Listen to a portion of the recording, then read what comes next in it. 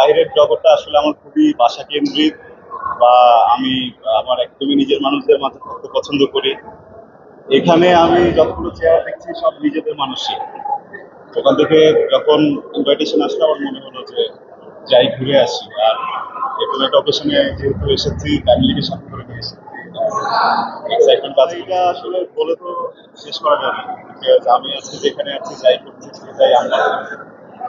তো এটা নিয়ে বলতে গেলে হয়তো বা অনেক কিছু বাদ পড়বে, না বলাটাই ভালো।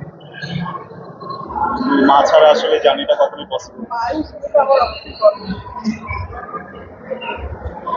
ভালো ভালো কাজ হচ্ছে, সবার মাঝে একটা পরিবর্তন দেখা যাচ্ছে, সবাই চেষ্টা করছে ভালো কাজটা দেওয়ার। তো এই বিষয়গুলো যখনই দেখছি ভালো লাগছে, কারণ একটা সময় ছিল যখন মাঝে দিয়ে অনেক কথা উঠেছে যে গল্পের অভাব, ভালো কাজের অভাব।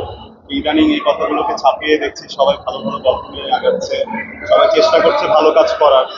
এই বিষয়টা সুন্দর। আমার বিশ্বাস যে ইন্ডাস্ট্রি ভালো দিকেই যাচ্ছে।